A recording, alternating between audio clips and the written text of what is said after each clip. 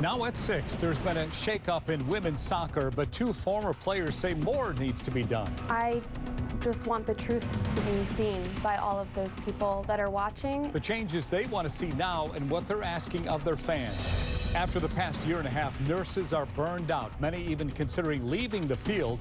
We talked to one man, what he says needs to change in order to keep nurses around.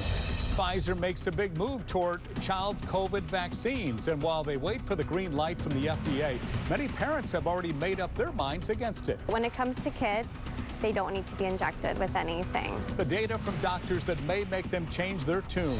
Meanwhile, immunity may be waning for vaccinated adults. The new research about the Pfizer vaccine and what this means for the future of booster shots. Social media addiction at the center of controversy. While parents may not understand the temptation, one doctor compares it to a gambler's high for teens and why it's so much harder for them to stop than adults. This is KATU News at 6 on your side.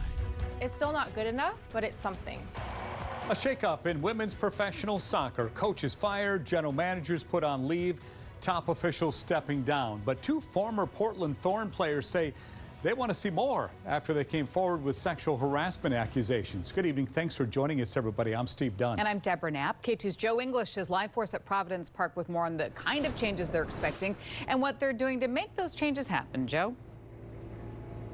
It actually started last weekend. This is where fans had a protest in support of the players when the NWSL canceled the games last weekend in the aftermath of all those accusations. Now what started last night was a boycott of the concessions and merchandise stands at the game, and they want to see that continue for the next game coming up.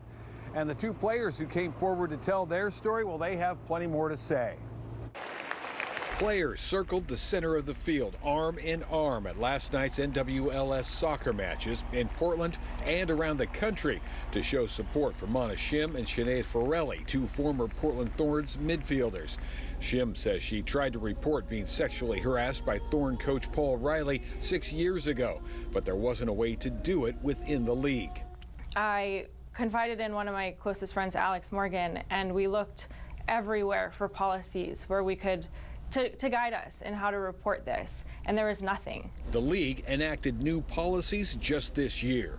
So that's really our intention, is to protect the players, and we had to do that ourselves. So I'm very excited to see what happens with this investigation, with these multiple investigations. Sinead Farrelly played for Paul Riley in Portland and on two other teams. She claims Riley coerced her to have sex several times.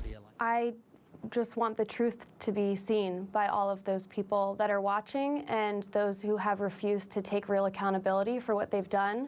After initial reports of the allegations against Riley, the league commissioner stepped down.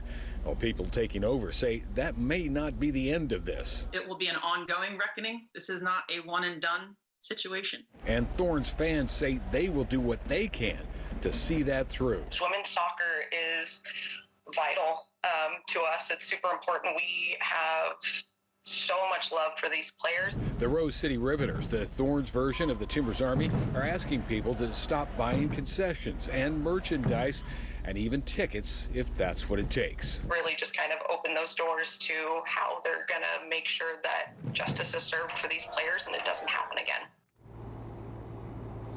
Well, former coach Paul Riley has had his coaching license suspended. He said in an interview most of the allegations against him are not true. And we're told Thorns general manager Gavin Wilkinson is now on leave for as long as the investigations are going on. In Southwest Portland, Joe English, KATU News. Joe, thank you. Earlier this week, the National Women's Soccer League announced a new committee dedicated to what they call systemic change. The committee says they're reviewing all complaints of discrimination, harassment, or abuse in the league. They say if necessary, they will reopen an investigation. This is a developing story. Stay with KATU as we continue to follow the latest changes. And when we're not on the air, you can find updates on our website at KATU.com. We have other news now. New data today shows more Americans died from the coronavirus this year than in all of 2020. According to Johns Hopkins University, there have been more than 353,000 deaths reported since January 1st. In the 10 months after the first domestic outbreak in 2020, 352,000 deaths were reported. Meanwhile, here in Oregon, the health authority today released a record number of reported coronavirus deaths, 59. This brings the statewide total to nearly 4,000 since the start of the pandemic. More than 1,400 new cases were also reported.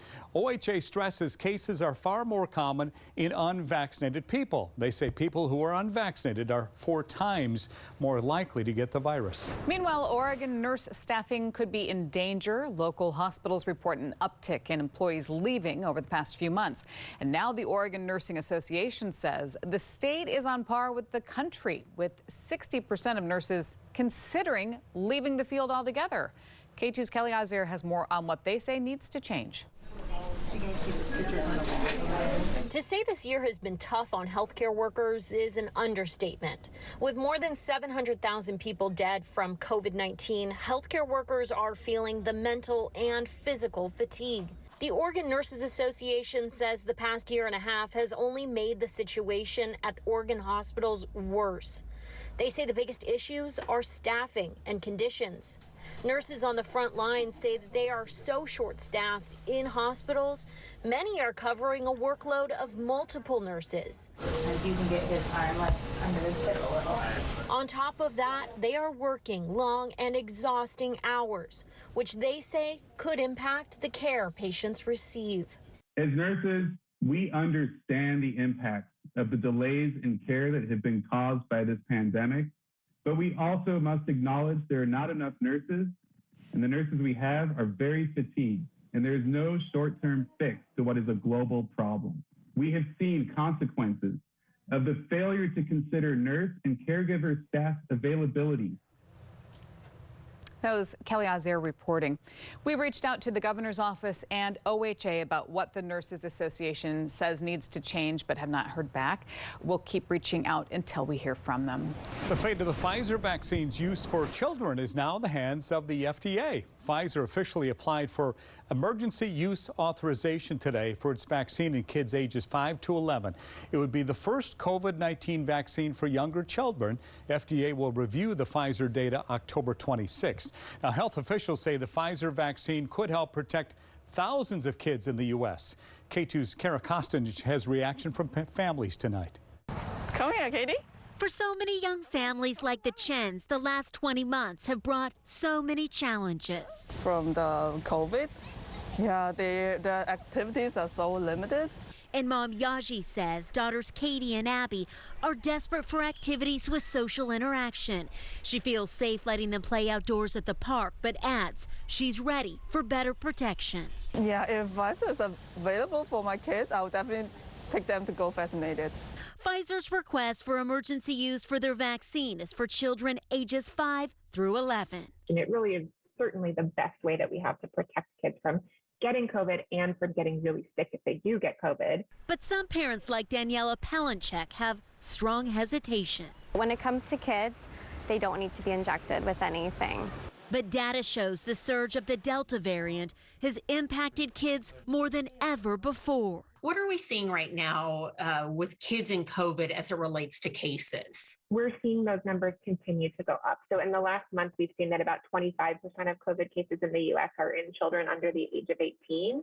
Pfizer has proposed giving kids 1/3 of the adult dosage. All of the safety data that we have so far, which now is months and months and thousands of kids, what we know so far, it's very safe and it's very effective. So it really prompts that robust immune response in children. For the Chens, the vaccine can't come fast enough. If vaccination is available for kids, I'll be so happy. That was Kara Kostinich reporting.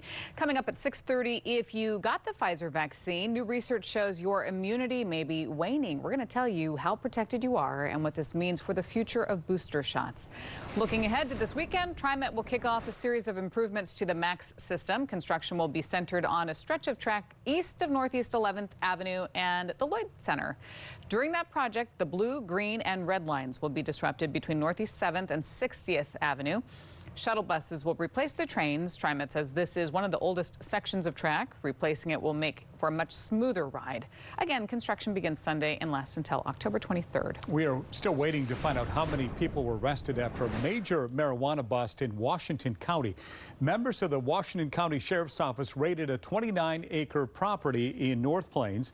Happened at the end of last month, but they're just now releasing details. They found more than 800 pounds of dried pot, more than 5,700 marijuana plants, $500,000 worth of grow equipment, and $2,200 in cash.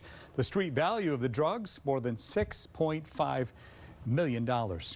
Coming up next on KATU News at 6, for some lawmakers, it's no deal if this is not included in the reconciliation package. We cannot compromise on science. What they say is a must for their long-term infrastructure effort. And it's an addiction rush compared to a gambler's high. Why it's so hard for teenagers to stop using social media than adults. And in some locations this morning, the coldest temperature we've seen since April. So what's ahead for tonight and the rest of the week? All your forecasts are coming right up.